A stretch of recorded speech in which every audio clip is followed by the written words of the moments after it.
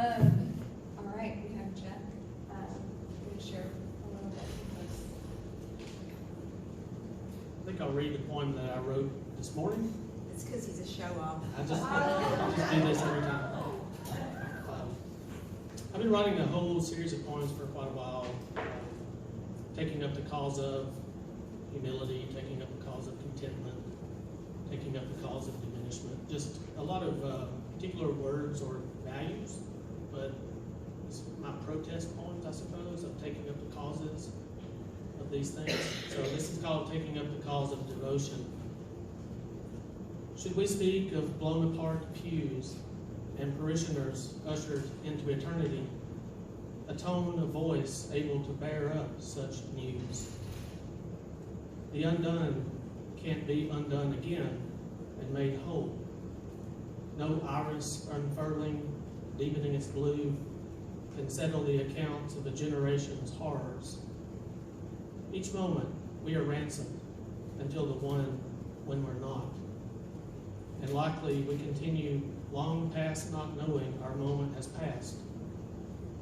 Maps are redrawn, borders erased, thresholds repositioned. A summons arrives, and one by one our words begin to turn in its direction. One soul closes the blinds, gives the day back to its rumors and wars. Another crafts an ode. Someone gathers blooms. Someone names her child Hardin.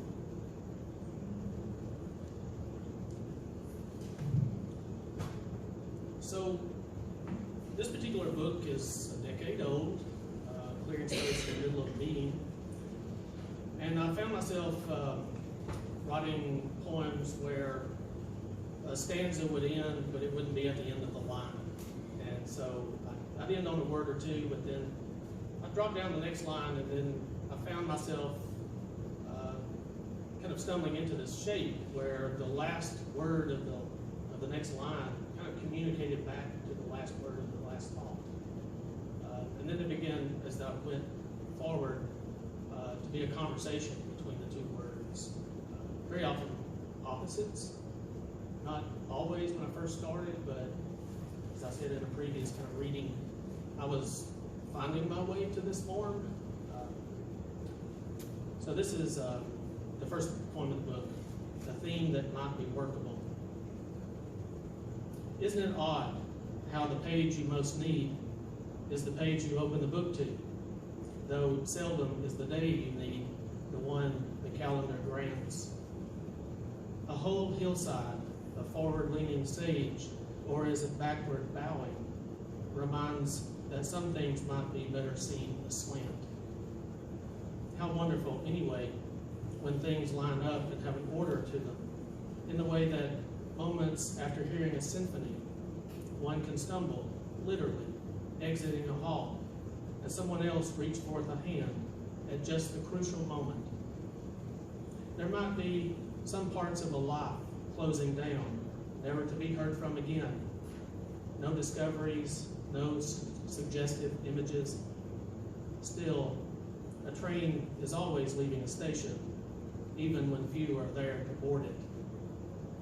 One theme that might be workable is reverie, born from being bent toward the earth, or how the dove call's presence serves to anchor down whatever else might be also occurring. And if some moments prove unlikely, well, consider them able, nonetheless, to reverse some earlier premise undiscovered, though equally mesmerizing, and itself only a footnote in a larger text continually underway.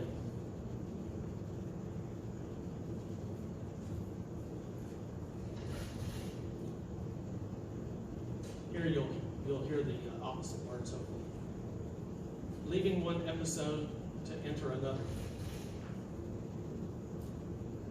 One's own decline may be the nation's decline, a development insurmountable for which one feels unprepared and even unlike one's essential self.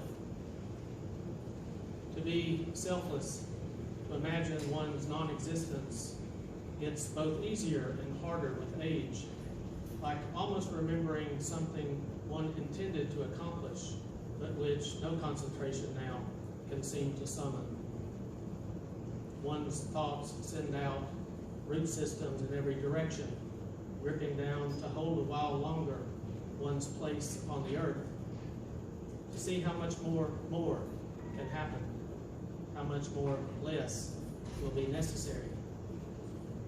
All the poem's unnecessary words are still present, someone may think, and be right, of course, since realistically, few of the words are essential to how people go about their days, leaving one episode to enter another, neither serving as the desired place where finally all moments blaze up into a speaking voice.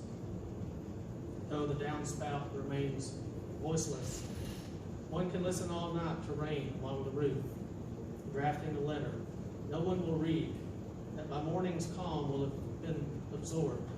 Every last letter and phoneme of meaning has gone as whatever already begins to arrive.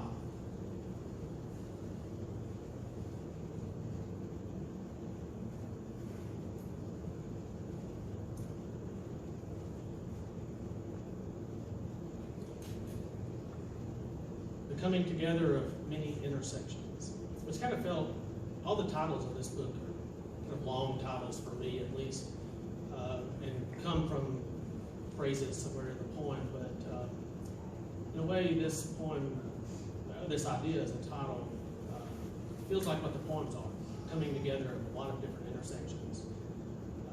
And whether they hold together, I'm not sure, but I like the idea of that. The coming together of many intersections.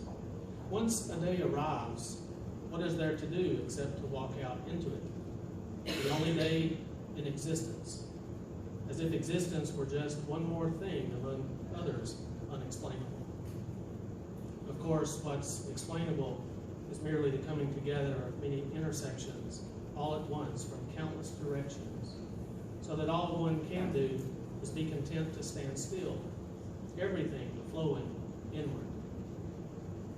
Such an extraordinary outward display of affection for one's presence in the world, as others have gone elsewhere, can seem insensitive, if not self-absorbed. But the desire to lift one's arms and praise the sun's warmth can be overwhelming and hard to suppress. The need to nurture, to maintain, to keep alive a faint memory that never assumed a central role in one's formation suggests one might have come to be another self entirely, at certain moments, not been focused on so often or exclusively. Mystery itself is inclusive, allowing each thing, hay bale, aster, robin's egg, train whistle, open window, to be suffused with an inwardness of questions asked and answered, then kept secret. What gets revealed isn't always what one searched for, but what one found along the way, not thinking of how a leaf scuttling past brings one wholly into the present.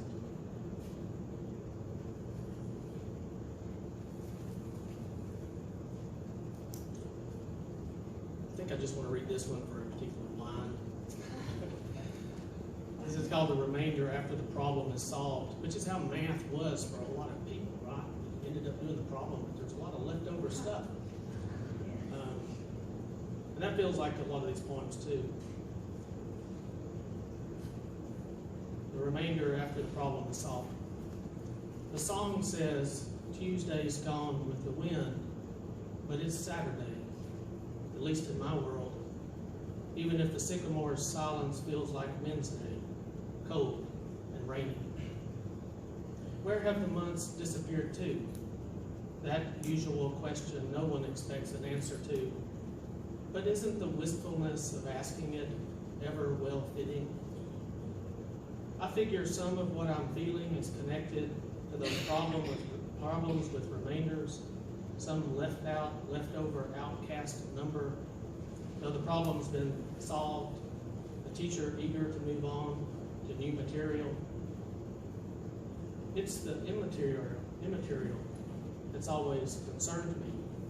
Stafford saying how you breathe, how long a person might live inside that singular, exquisite phrase.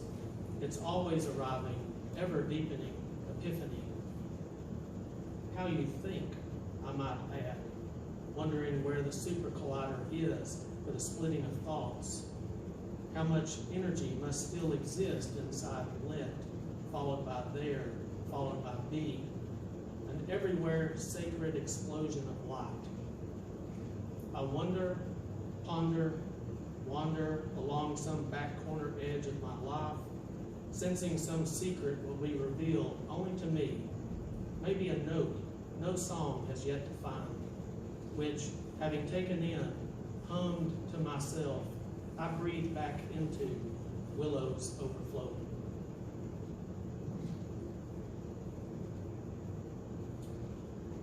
And then I want to read a newer poem since Lane Austin is here. This is for you. I'm going to make you cry.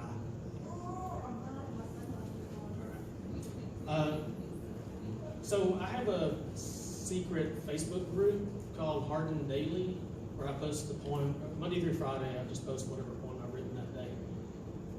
So I remember I posted this not too long ago, and you ran with it.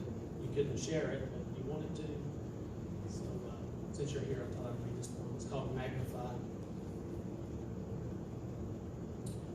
All I want to do is hold people near, smother them in affection and gratitude that any of us came to exist, here together, now, another hour, a day, or 1,000 weeks, none of which I comprehend. Sometimes I want to leap and shout, run around the room, embrace at random, stare into each person's eyes, laugh, lean against, weep if necessary, grow quiet, offer consolation, hold hands and sway, abandon the self, aspire beyond our present pursuits. I figure one day I won't be trusted anymore to venture into public. Look at you, I'll say. You're a miracle of existence, and the cashier will stand there offering a receipt, unsure how to respond. Waiting in line for coffee one time, I stood with a man whose black skin was so clear, I had the sense that I was falling into its depths, deeper and deeper. Onyx. That's the word that came to mind, though I was unsure it held enough meaning to mean what his presence could possibly say in that or any moment. Later, I searched the word's possibilities. A protection stone, easily scratched, mentioned 7 times in Genesis, set in the breastplates of Jewish priests. Cryptocrystalline, a structure visible only when magnified. So now I want every cell of him larger and larger, everyone beholding, awestruck, reverent, brought to account.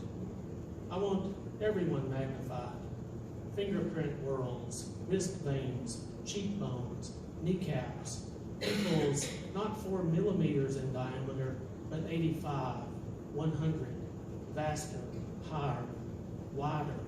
My eyes, anyone's eyes, taking in what stuns the light, illumination directed deeper and farther into our own expanses, still expanding as we look upon each other. All I want to see is what I can't see, know what I can't know, touch what lies beyond the last conception of itself.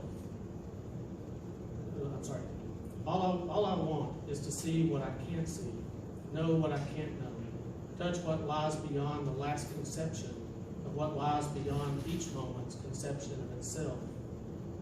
Who are we, really, that we are mindful, that we walk among each other's presence, peering in? A number is called, and one more steps forward. The line gets shorter and shorter. Our time together receding, unspoken, leading elsewhere, lost forever. Why do we hold back? Why do we wait? Even now, I'm in an all-out sprint toward anyone. I'm gaining speed. Stand where you are, or run toward me too. I'll meet you in the air. We'll be caught up and risen